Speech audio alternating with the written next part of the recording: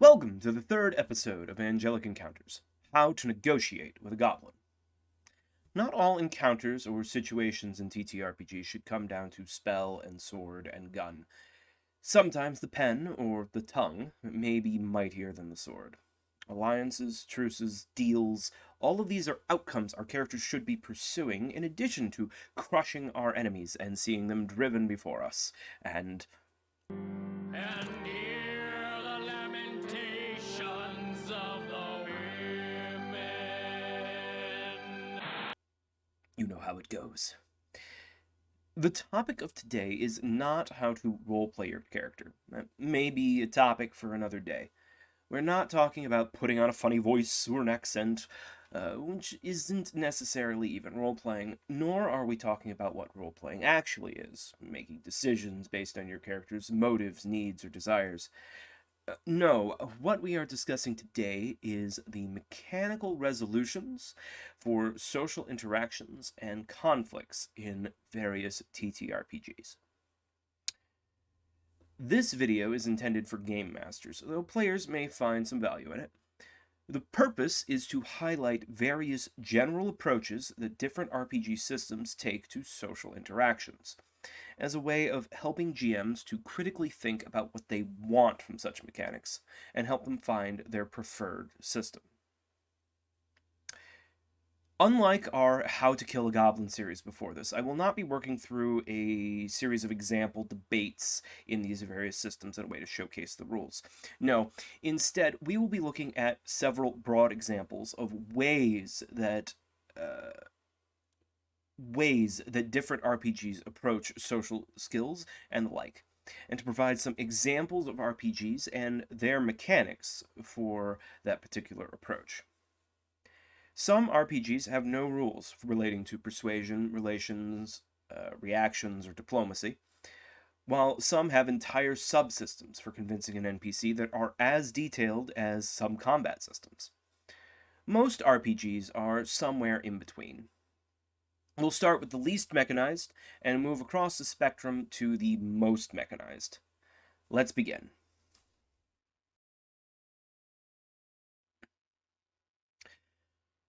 At the least level of mechanical interactions, we have games with no rules for social interactions. Games at this level are not actually very common in my experience, though I believe many one-page RPGs or similar microgames, or systems adapted from wargaming might fit into this category. In these games, the disposition of the NPCs and the monsters are left entirely to GM fiat, and the ability to sway them comes down entirely to your actions and words at the table and the whim of the GM. The pros of this approach is that you avoid the issue of players wanting to lean on the mechanics without putting in the work. As a GM, especially if you're GM'd for newer players in 5th edition D&D or similar systems, you may have encountered a situation where a player might look at their character sheet and see persuasion, deception, skill on their skills list and say something like, can I persuade the guard to let me through? Or can I use deception to get a better deal? Or something like that, without doing the necessary groundwork of describing what argument they are using or what lie they are using in order to get that outcome. When a system doesn't have skills like that, this is less likely to be an issue. It comes down entirely to the combination of the player's skill and the GM's judgment, without any sort of randomizer. However, this does have a drawback as well. With a lack of mechanics to fall back on, this may result in the GM not being sure what to do when the PCs propose a deal that an NPC might be fair, but the NPC may or may not want to take. For example, if the PCs offer a previously nameless, faceless, generic guard a bribe to look the other way, and the bribe the player's offer is large enough that the GM feels it would be tempting, but not so large that it's an offer he can't refuse, the GM might not be sure whether or not he should agree, and can be unclear how to rule. Or if the PCs lie to an NPC, the GM has to decide arbitrarily if they believe the lie, which can be difficult to adjudicate since the GM knows everything that the NPC does not know, including that the PCs are dirty, filthy liars. The NPC doesn't know that, but the GM does. So it can be difficult as a GM to adjudicate, is this a lie that the NPC should believe? In situations like this, I prefer to leave it up to the dice. But in these systems, there isn't anything in the rules to help us out. Let's look at a couple of examples of systems that do fall into this category. Dungeon Crawl Classics, which we covered in part 1 of our How to Slay a Goblin series, could count here, depending on the Game Master. A Game Master could call for a personality ability check for persuasion. Ability checks are a thing in that system, and personality is one of the abilities. But there isn't much in the way of the rules to support that. It's noticeably not listed as one of the example ability checks. But there are at least a couple of specific magical situations that involve these sort of rules. If you accidentally summon demons during a spell duel, there may be a reaction roll required, or commanding certain summoned creatures with very specific spells calls for personality ability checks. But these rules are specific to those situations and are not general rules. So Dungeon Crawl Classics has no such general social rules. It is probably the most complicated game that I know of that falls into that category. The second such game which comes to mind is an old one called Boot Hill. Boot Hill is a Western-themed miniatures game, probably more akin to a war game than a TTRPG, but I want you to consider this article from chocolatehammer.org. Here, the author has described their experience using this high lethality miniatures game to run a Western game with a high degree of politics, deception, and intrigue. I highly recommend reading through the entire article, and I will link it in the description below. But I want to quote one of the paragraphs from the conclusions in order to summarize this sort of, the benefits of this sort of style of gameplay. There was quote begins, "There was another benefit to not having any social mechanics at all in the game.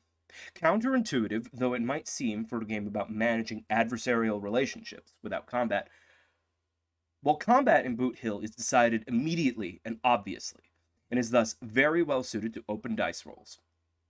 The game's social conflicts created tension by being uncertain. One never knew whether to trust an NPC, or whether an NPC trusted them, whether a bluff had succeeded, or whether a threat had landed. They had no reason to expect success because a number was high, or failure because a number was low. Instead, I simply presumed that each PC was reasonably charismatic and putting their ideas as well as possible.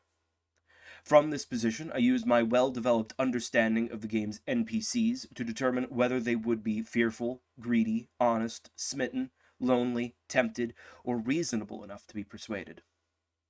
I would never argue against social mechanics in general, or even in most campaigns, but stripping them from play here made for a tenser and more engaging experience." End quote. Unsurprisingly, most RPGs do have some manner of rules for interacting in nonviolent ways, even if they don't have full social conflict systems.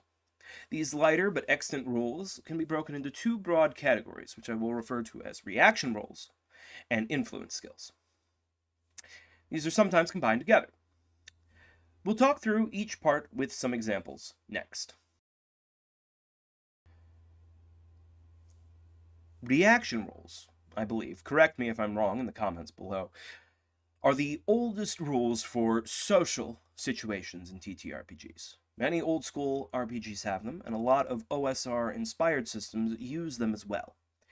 In a dungeon crawling focused games, they are especially important in preventing all encounters with monsters from being combat encounters. The concept of a reaction roll, in its most broad description, is a random way to determine the general attitude of a monster or NPC towards a PC or the entire party. Generally, the rules around reaction rolls specify that a GM may always choose a specific result instead of rolling, either based on the situation or other information that they have. For example, goblins encountering the PCs at random in the forest might react randomly, But goblins that are specifically ambushing any travelers along the King's Road are not going to be friendly to the PCs. Unless perhaps the PCs so obviously outmatch them as they might choose not to hassle them, in which case a random reaction might lead to an interesting outcome. Likewise, some creatures like mindless zombies may just try and eat your brain 100% of the time. No reaction roll necessary. In many OSR-style games, however, the monster's reaction is built right into the procedure for wandering monsters. This mechanic, I feel, has been sadly forgotten in modern D&D and similar RPGs. We are going to consider an example from Old School Essentials, which is a retro clone of 1st edition D&D. In OSE, when a monster is encountered, initiative is rolled. If the monster wins initiative, or if the PCs win initiative and attempt to talk instead of attack, avoid, or hide, the GM is prompted in the procedure to consider the monster's reaction and make a random reaction roll if appropriate. We can see from the table here that by leaving the monster's reaction to chance, many different outcomes are possible. The monster may choose to immediately attack if we roll a 2 or less on the 2d6 table, or with a 3 to 5, they might make threats, growling menacingly as the PCs are invading their territory, but not attack immediately if the PCs back down. Though if the PCs want to keep exploring the dungeon, they may still likely need to fight it. But against an alert and enemy that has given them fair warning of its being there. They may, with a higher roll, be confused and uncertain, possibly going in either direction depending on the PC's actions. Or they may be simply indifferent, letting the PCs pass by, otherwise unconcerned. Or, on a 12 plus, they might even be eager to talk, wondering who are these strange people who have crossed into the dungeon. What are they here for? Perhaps we can be friends. In OSE, if the PCs initiate the conversation with an intelligent monster, they get to add their charisma modifier to the roll. Interestingly, you can see from the table then that as long as the PCs starting the conversation have at least a +1 charisma modifier, a charisma score of 13 or higher in OSE, the random reaction roll will never result in a hostile immediate attack. The lowest you can roll on the 2d6 is 2. 2 plus 1 is 3. That puts you right to unfriendly. They may still be unfriendly and threatening to the PCs, and a fight may be inevitable, but you never get the immediate hostile reaction, making it a somewhat safe option for charismatic PCs to talk to wandering, intelligent monsters. You can learn about the dungeon, or maybe even make a friend. OSE does not have any rules for persuading monsters or NPCs beyond these initial random reactions, but these rules alone provide a good baseline for the GM to use when they approach the role-playing. And of course, these stances might change as the party interacts with them. For example, a monster that was previously indifferent might turn friendly if the PCs successfully take out their rival, or perform some other service to them. Or they might turn hostile if they realize that the PCs are here to rob them blind. The random reaction table is also a useful tool for prompting the unexpected from the GM. If the party are exploring a dungeon and they encounter a small group of goblin scouts, and the dice say they're friendly to the PCs, now this prompts the GM to ask the question, why is that? Maybe they hate their goblin boss, or whomever is the master of the dungeon, and they hope that the PCs will take them out. Maybe they'd be willing to give up useful information, or a key, or a map, or help the PCs in some other way. Or maybe these goblins need help. Their tribe has been driven up from the lower levels of the dungeon by some other beastie, and they are going to beg the PCs to slay that basilisk, or whatever is in the deepest heart of the dungeon. This sort of thing is what I show to people when they say old school D&D is just about killing monsters. It can be, but I don't think that it's fair to say it's just about killing monsters. Many other systems have reaction rolls like this, though the exact mechanics vary. If we look at the Fantasy Trip, you'll see that it has a table that uses a single d6, with results ranging from hostile to great friendliness, but the concept is basically the same. Some systems, like GURPS, have various traits, good and bad, which modify random reactions. There'll be more on GURPS later in another section of this video. I'm specifically not talking about morale checks in this video, because while they can absolutely be used in a social context, a PC making threats to a monster or otherwise trying to scare them away could trigger a morale check. But I've already talked a little bit about morale checks in the How to Slay a Goblin series, so I'm not going to revisit the topic here. So in the interest of time.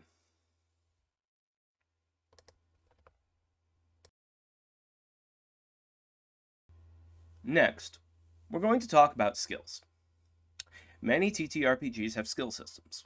Skills, broadly speaking, are specific abilities that a PC may or may not have a bonus in, or that unlock some special ability other characters don't have.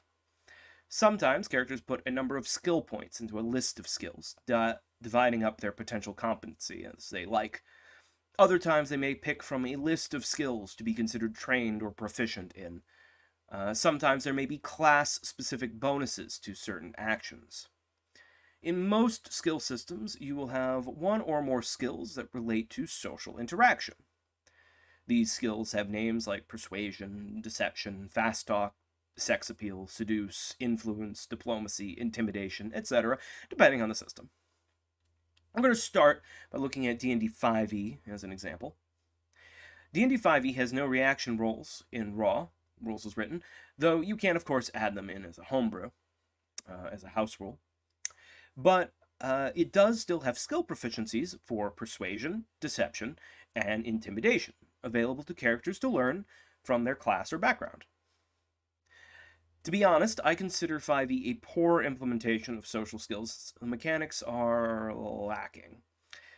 You have the descriptions of the individual skills and the situations in which they might apply. Using persuasion to convince the Chamberlain to let you meet the king, using deception to keep a straight face while telling a blatant lie, or using intimidation to pry information from a prisoner.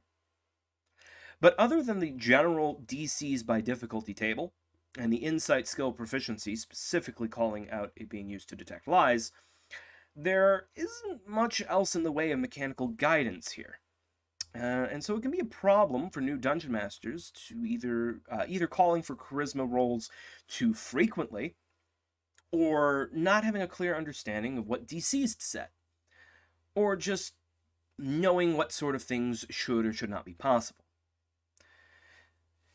But even in this example, which I consider to be poor, there is one benefit to using any skill-based systems. The addition of the dice mechanic can be a boon for the unexpected outcomes. While such surprises might not always be desirable, imagine the scenario from earlier in this video about bribing a guard. But this time, you offer them a huge sum of gold. An offer he can't refuse. But the GM makes you roll a persuasion check, and you get a critical failure, depending on if you're playing a system that has critical failures. What does this mean? Well, you've found the one honest guard in the city. Maybe he gets a name at that point, becomes a recurring character. Or maybe not. But such a discovery wouldn't be possible, wouldn't have happened without the random chance that the die roll has provided you. For example of a system that does social roles better than D&D 5e, while still being very simple, we're going to look at Dungeon World. Now, Dungeon World does not have skills per se, but I'm including it here because it does resolve such social interactions with a single roll, as opposed to the more complex systems we'll talk about later, making it more similar to these skill-based systems. In Dungeon World, you have a move available to all PCs called Parlay. Parlay reads as follows. When you have leverage on a GM character and manipulate them, roll plus charisma. Leverage is something that they need or want. On a hit, that's a success, they ask you for something, and do it if you make them a promise first. On a 7 to 9, partial success. They need some concrete assurance of your promise right now. If you don't have leverage on a character, the mechanics can't help you. If you make a request without an offer, the GM decides on their own what happens, like in Boot Hill, which we discussed earlier. But by bringing leverage to the table, the mechanics come into play, resulting in the prescribed outcomes based on the roll of the dice. And these outcomes always take the form of some sort of deal. The PCs agree to X in exchange for Y. Now, it may require some discussion with the GM to determine what would count as leverage. A 20-coin bribe might be sufficient to move the guard to look past your contraband, but the same bribe might just be insulting, not leverage, if used against the town mayor, for whom you'd need to offer much more to have a meaningful impact. Or as another example, you might use the threat of violence to be leverage against the defenseless innkeeper, but if you try and threaten the king in his court, that's just going to get you executed. The advantage of these sorts of skill rolls is clear. The mechanics allow the GM a level of detachment from the outcome. It is no way up to the players to convince the GM of their ploy, only to provide a plausible story. And the dice then dictate the result. The GM's opinion is still important. Typically, they're the one who calls for the roll. They set the DC, or provide advantage, disadvantage, or similar mechanical boons and banes. Or they can talk about what counts as leverage in this particular case. What is a fair bribe? But once a plausible offer or lie is made, then the dice get the final say in if it works or not, which frees the GM from the burden of having to make that decision arbitrarily.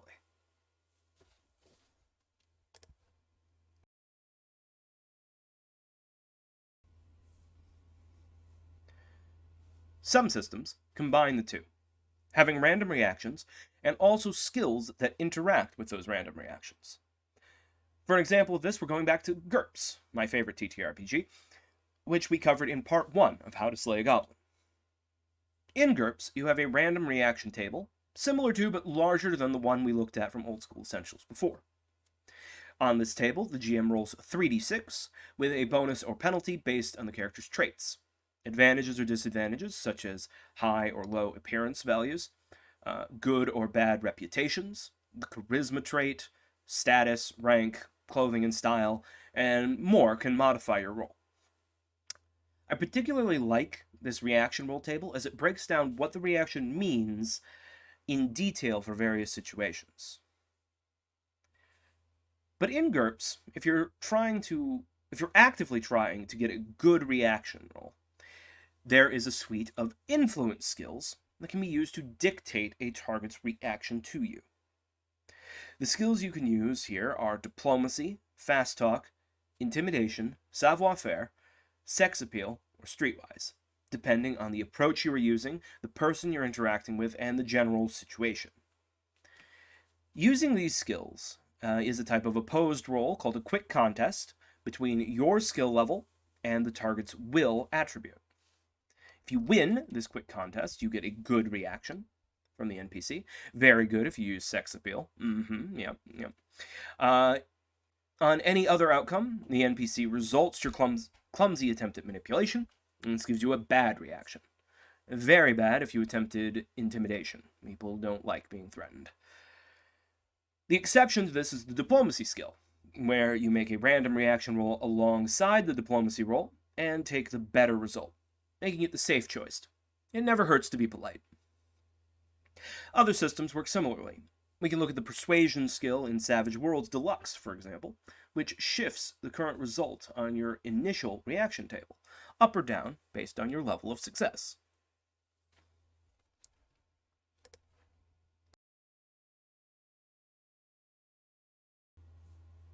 Now, lastly, we are going to talk about social conflict systems. Not all systems streamline social engagements down to a single role. Much like how most systems don't abstract away combat to 1 or 2 die rolls, though some can or do. You can see the bloody verses from Burning Wheel for an example of that. Some systems, though, include entire combat-like subsystems for playing out social conflicts. Generally speaking, these social conflict systems are not meant to be used all the time or for any sort of quick deception, but are for representing longer, more drawn-out negotiations or interrogations, or convincing a crowd, swaying the court, something like that. In some systems, these come out of a generalized approach to a conflict system. Fate Core is one such example. In Fate Core, a conflict is defined as, quote, in a conflict, characters are actively trying to harm one another. It could be a fist fight, a shootout, a sword duel. It could also be a tough interrogation, a psychic assault, a shouting match with a loved one. As long as the characters involved both have intent and ability to harm one another, then you are in a conflict scene, end quote. Mechanically, a conflict for a tough interrogation and a conflict for a sword fight work out effectively the same. You're simply substituting the provoke skill to make your attacks instead of the fight skill, and defending yourself with the will skill. Suffering your damage as mental stress and taking mental consequences instead of physical ones as a result of hits. For an example of a fate conflict that's a sword fight, you can check out my video How to Slay a Goblin Part 2, where Hero McGoodguy dueled a goblin, and we went through how conflicts in Fate work. This sort of generalized conflict system, where you just swap out the skills being used, is also used in other systems. For a second example, let's look at Torchbearer. Torchbearer is a very unique take on dungeon crawling gameplay. It's a very systematic system with very specific procedures and some very admittedly gamist rules built into it. I, though, particularly enjoy the inventory system and having to carefully manage my very limited inventory slots. And also, I enjoy the gradual grinding down of the characters over time. It isn't a system for everyone, but if you enjoy a challenge and a struggle while seeking gold in the darkness, I recommend checking it out. But Torchbearer, like Fate Core before it, has a generalized conflict system. When PCs get involved in a conflict with GM-controlled characters, be they monsters or other NPCs, the players have the narrative control to set the stakes of the conflict by determining their aims. For violence, that means choosing between driving off the enemy or killing them or running for their lives. Your aim in the conflict also determines the cost of failure. So trying to kill and failing to kill results in you being killed instead. If trying to drive them off and you fail, then that typically ends up with you being forced to retreat instead. Typically. There are rules for compromises and consequences even on a success. Varying levels of victory. But we're not going to get into that right now. The same conflict rules can be used to convince a crowd or trick or riddle with your foes, such as the game of riddles between Bilbo and Gollum in The Hobbit, when such aims are appropriate. The type of conflict determines what skills and attributes are used to generate disposition, which is the group's HP for a given conflict, and what skills and attributes are used for each of the 4 actions you can take in a conflict: attack, defend, fend, and maneuver. Conflicts in Torchbearer have a sort of rock, paper, scissors element to them, where both sides choose a set of actions in secret and then reveal them at the same time, with certain actions having advantages over certain other actions. It's fun and terrifying. I still plan to make a video example of Torchbearer conflict in the future, and we'll get into details of how it works then. In the future, when that video is out, I'll link it here if I remember. But for now, it is sufficient for our purposes to show that a negotiation and a sword fight are mechanically handled with the same resolution system. Only the stakes at play and the skills used differ. Some systems, though, go a step further than just making social conflict a reskinning of their normal, generalized conflict system. The example we'll look at here is Burning Wheel. I'll be referencing the gold edition of Burning Wheel if it's important, because that's the one I have a copy of. Burning Wheel is an excellent and deep system that deserves its own video or several videos, and is certainly the one I would choose for a politically focused fantasy campaign. But one of the interesting things about Burning Wheel is how it handles modularity in its systems. For combat, you have basically three options. You can use a simple martial conflict, which is a single die roll to determine success or failure. You might use the Bloody Versus subsystem to keep combats to 1 or 2 rolls, but add a little more complexity. Or you might use the entire Fight subsystem for detailed blow-by-blow resolution. The GM might use these different levels of resolutions for different situations within the same campaign. Fighting off the guards might be a Bloody Versus to keep the story moving, but dueling the six-fingered man who slew your father should probably warrant a fight. Social skills are similar. You might make a single skill check for some situations, but occasionally you might want to break out the more detailed Duel of Wits subsystem. The Duel of Wits is intended as a means of argument and debate, primarily around the idea of swaying an audience more so than the opposition. Debate and argument, after all, isn't mind control. You can't force someone to see it your way. When a Duel of Wits begins, the involved players set the stakes of the duel, similarly to setting the aim of a conflict in Torchbearer. This might be swaying a third party. The example Duel of Wits provided in the books has an elven ambassador and a dwarven seneschal, who are each trying to convince a dwarven prince on whether or not his clan should join the war effort. If the elf wins, the dwarven seneschal need not change his opinion. He can still believe that helping the elves is wrong. But the prince would have been swayed, at least until the seneschal can try a different approach or change the situation. Or, if you're not swaying a third party, the terms might be to force a compromise in your favor. All the players must agree to the stakes before the Duel of Wits can begin. You cannot be compelled to enter a Duel of Wits. You can always choose to walk away, though doing so does forfeit your defense of your position in some ways. In that example, we can imagine that the dwarven seneschal could choose not to debate the elven ambassador, but doing so they may be ceding ground, allowing the elf to make their argument unopposed. Unless, of course, they can think of a way to prevent their audience in the first place. Like in Torchbearer, the various extended conflict systems in Burning Wheel have secret action selections for your next 3 moves, and then open resolution. Like Torchbearer, Duel of Wits has its own subtypes of actions. Unlike Torchbearer, Duel of Wits has its own subtypes of actions which are distinct from those in Fight. So when you're attacking during a fight, you're choosing between making a strike, or a great strike, or a block and strike. But an attack in the Duel of Wits might be to make a point to state your case, just sticking to the points. Or a dismiss, to attempt a final, undeniable conclusion to defeat your foolish and uninformed interlocutor.